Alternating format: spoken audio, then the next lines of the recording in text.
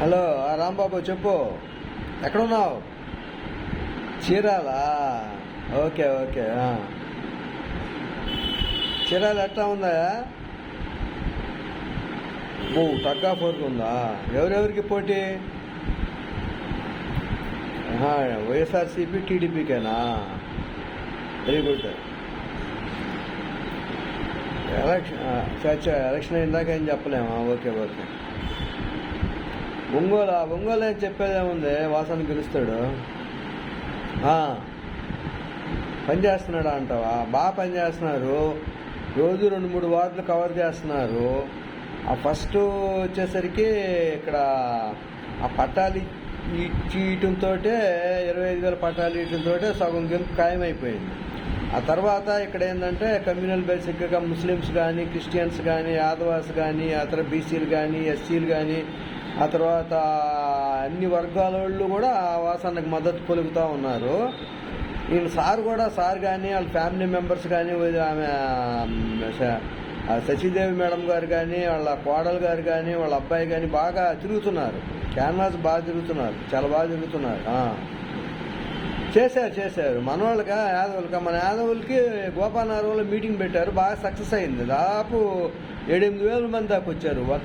Only ఈ నియోజకవర్గం వాళ్ళే, ఒంగోలు నియోజకవర్గం వాళ్ళే 700 మంది దాకా వచ్చారు, బాగా సక్సెస్ అయింది అది కూడా.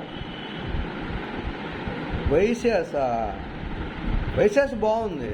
అంటే ప్రతి వాసు గారికి ప్రతి ఇంట్లో, ప్రతి కుటుంబంలో, ప్రతి ఇంటి పేరులో కూడా రెగ్యులర్గా ఆయన టచ్ ఉంది. 30 ఏళ్ళ నుంచి ప్రతి వాళ్ళు పేరు పెట్టి పిలిచే శక్తి ఉంది ఆయనకి. అంటే చాలా కాలం నుంచి ఉన్నాడు కదా ఫీల్డ్లో.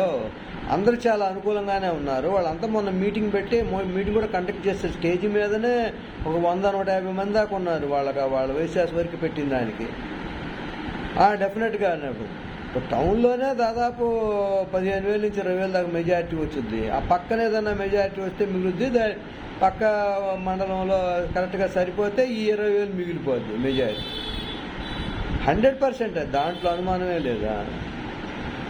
ఎలక్షన్ రోజు అంటే ఇప్పుడు సార్ కూడా అనుభవం ఉన్నాడు, ఎలక్షన్ ఎట్లా చేయాలా ఏందా అన్నీ ఆ రోజులో చేసుకోగలుగుతారు, ఇబ్బంది లేదు. కార్యకర్తలు అంతా కూడా యాక్టివ్గా ఉన్నవాళ్ళు, అనుభవం ఉన్నవాళ్ళు. ఆ కటారి శంకర్ కాదు, భోగిరాల వెంకట్రావు చూస్తున్నట్టున్నాడు.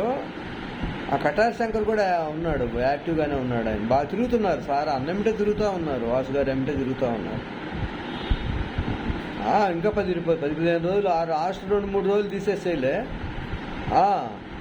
డెఫినెట్గా స్టేట్ ఏంటంటే ఇద్దరు వాళ్ళు వీళ్ళు మీకు అనుకుంటా మాకే అంటున్నారు. కానీ నేను అనుకోవటం 100 పైన చిరుకు సీటుతోటి వైఎస్ఆర్సీపీ ఫామ్ చేస్తున్నాను. రాయలసీమ, ఈ నెల్లూరు డిస్ట్రిక్టు ఇవి బాగా మెజారిటీలు వస్తాయి. మిగిలిన అన్ని ఈక్వల్గా అయినా కూడా మిగులుడు అయిపోయి ఒక 100 సీట్లు దాకా వస్తాయి అనుకుంటున్నాను. 100 పైనే. 105, 110 అది వేరే సంగతి, అప్పటి పరిస్థితులను బట్టి, ఎలక్షన్ రోజు మూడ్ని బట్టి. అది జనసేన ఎఫెక్ట్ ఉంటుందిలే, ఉండకుండా ఎట్టుంటుంది. ఏదో లార్జ్ కమ్యూనిటీ ఉంది, వాళ్ళని తక్కువ తీసేయాల్సిన అవసరం లేదు. అందుకనే కదా 110, 100 అంటుంది. లేకపోతే 140, 130 అనేవాళ్ళంగా. ఆ 2 కమ్యూనిటీలు తెలుగుదేశం పార్టీకి వాళ్ళు ఉంటారు కదా, ఎదిరిగే వాళ్ళు. ఆ 2 అందువల్లనే కొంచెం 110, 120 దాకా రావచ్చు అనుకుంటున్నా.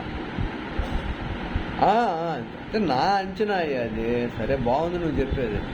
ఇక్కడ మటుకి క్యాన్వాస్ కానీ ప్రచారంలో కానీ వాసు గారు చాలా ముందున్నారు. ఇంతవరకు ఎక్కడ అసంతృప్తులు లేకుండా అందరినీ కలేసుకొని చాలా బ్రహ్మాండంగా ప్రతి వాటికి తిరుగుతున్నారు.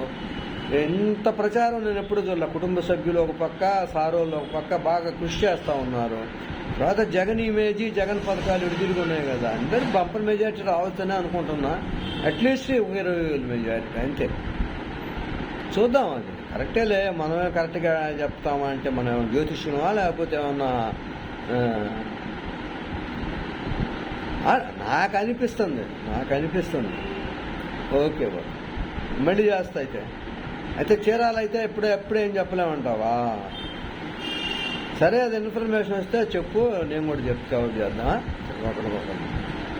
బాగుందంట, కందుకూరు బాగుందంట, కనిగిరి బాగుందంట. ఇద్దరు గెలుస్తారని అనుకుంటున్నారు. ఇద్దరు గెలుస్తారంట. అంటే ఫస్ట్ టైం కదా యాదవులకి జిల్లాలో 2 సీట్లు ఒక పార్టీ ఇవ్వడం అంటే చిన్న విషయం కాదు కదా, వైసీపీ సాధ్యపడేది. చూద్దాం. అలాగే మళ్ళీ చేస్తాలే, ఎవరు వచ్చినట్టు ఉన్నారు, ఉంటాయి.